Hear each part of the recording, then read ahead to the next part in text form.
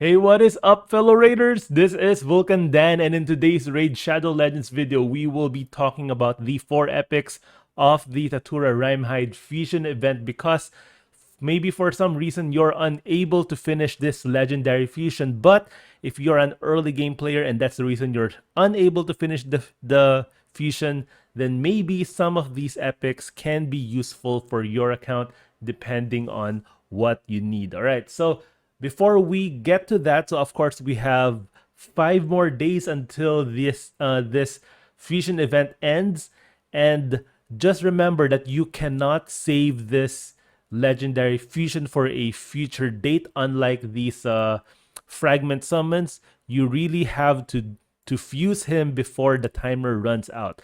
Unlike fragment summons, for those fragment events, you can hold off from summoning that champion until perhaps a clan versus clan or some sort of champion chase tournament. But yeah, for this one, you really have to fuse him before the timer runs out. So just want to remind you of that. All right, and also since we have a champion chase tournament live right now from the ×2 Ancient Shard weekend, and as you can see here, I'm still missing around 500 more points to get that 6,000 point legendary book right there. And because we are at a champion chase tournament, summoning or fusing Tatura Rhymehide will also count for champion chase tournament points. So I'm rushing to get that in, and let's go back there. As you can see, I actually already have all 4 epics, so I will just simply fuse this. That is worth, I think, 500 points, so that's enough to get me that last legendary book. So if you are still missing a few points to get some reward in the champion chase tournament, then this might be a good chance for you. Rush fusing some of these epics or the actual legendary himself to get that champion chase tournament reward that you're looking for. All right, so let's get to it. Let's get to the 4 epics. I do have them right here, so let's just not go to the champion index. Let's go straight to my roster right here. All right, so we have Broodlord, Umitogi, we have Visionary, and Masamoto. Now, in my opinion, these 4 epics are sort of mid-tier. They're not really bad, but they're not really good either. And they would excel in certain areas of the game. So let's start with Masamoto first from the Shadowkin faction. This guy, he actually reminds me a lot of Hotatsu, which is of course from the same faction, which is quite unfortunate because these are 2 champions that do very similar things, and they're both epics. So, you know, it's just simply, I think, sort of a lazy design, because Hotatsu also has an A2 that does the same thing. It's an AoE decrease attack.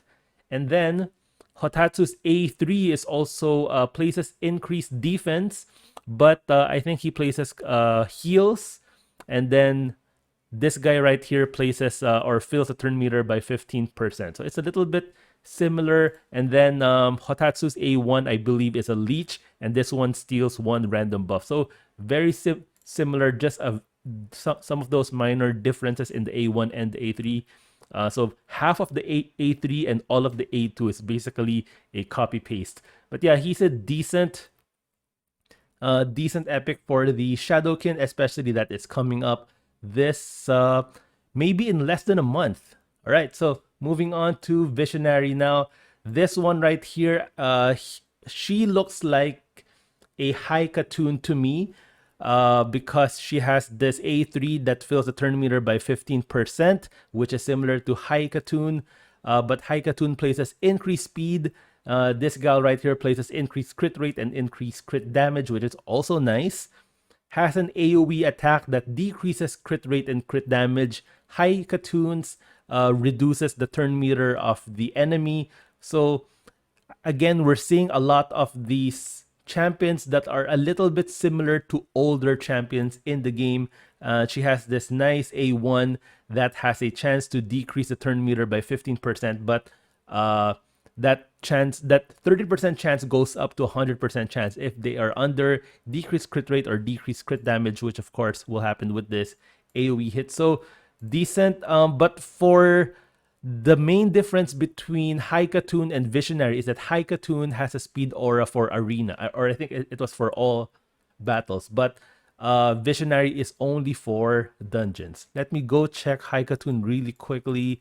I believe it's an all battle aura. Yes, it is 19%, while Visionary is a 24% in dungeons. So you can't use her, or she's not as effective as Haikatun in the arena, but you can use her as a sort of a Haikatun in dungeon teams. All right, moving on to Umitogi, which is another Shadowkin.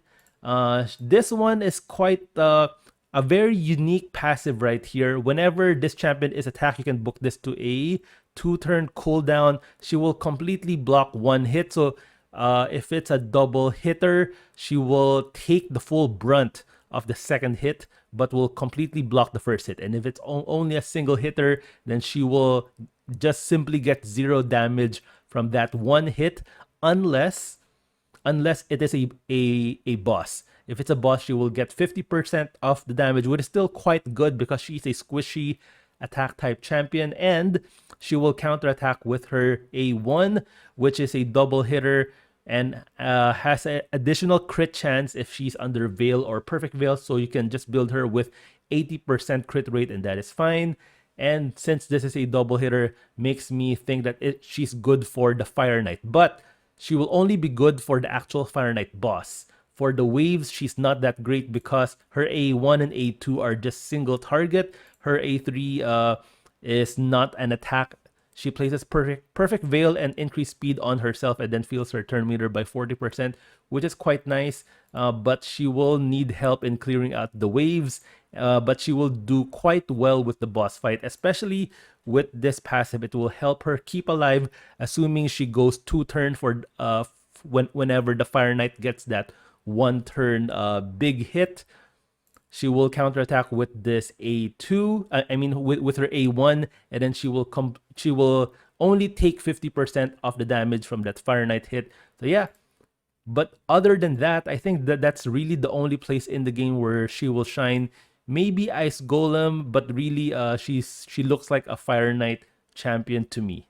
All right. Lastly, we have Broodlord. Now, this faction right here, they do have a deficiency in the epic department. So there is a secret room in the Doom Tower for epic Lizardmen, and because we don't have a lot of good epic Lizardmen, then you have no choice but to build up some crappy epics there. But this guy, you know, I would say that he's a little bit better. So he's more of mid-tier in the Lizardman epics, but he does need some help with his kit. So his passive right here, whenever he's attacked or whenever allies under ally protection, which he also does place, he has a 30% chance of placing a 30% decreased speed on the attacker for 2 turns. So this passive is actually quite nice. You can book this up to a 45%. So that's a very good chance.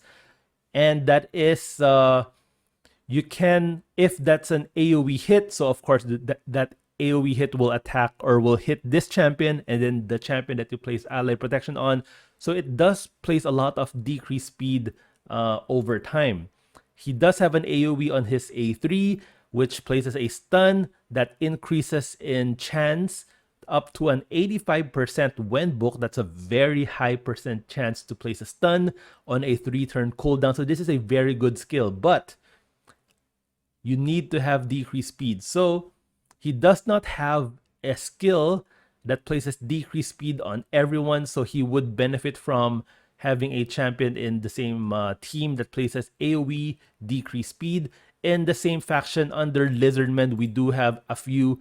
Under epics, we have Drake, but Drake's kit isn't that awesome.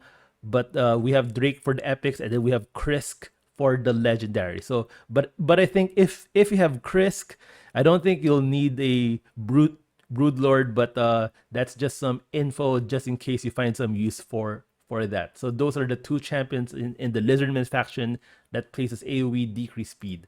This guy's A2 is just a single target ally protections. If they made this into an AoE full team ally protection, I think that's a little bit overpowered. So I'm okay with this being a single target ally protection, and then places block debuffs, and then places a shield on himself for 2 turns. So this is on a 3-turn cooldown. So that's an okay skill for an epic.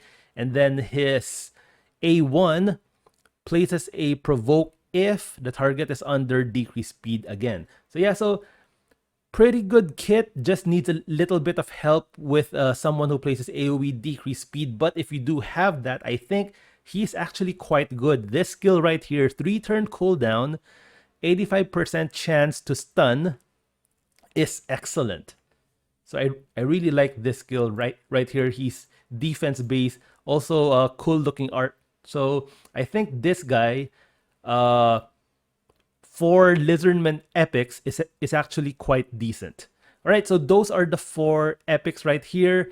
So it's up to you in your account if you're trying to, or if you're unable to go for the legendary fusion, then you might want to go for 1, 2, or maybe 3 of these epics instead. They're okay. They're not that great, but you know, it's better than nothing. But still, I would highly advise you to go for the legendary champion himself, Tatura Rhymehide, because he is great for the new thing that we have right now, which is the Hydra clan boss with his Veil, Shield, block debuffs, increase speed. I think they really made this champion for the Hydra clan boss. So yeah, so if you can, go for him, but if not, the epics are somewhat okay. All right, so I hope you found this useful. Thank you guys for watching. Don't forget to subscribe, and I'll see you guys in my next video.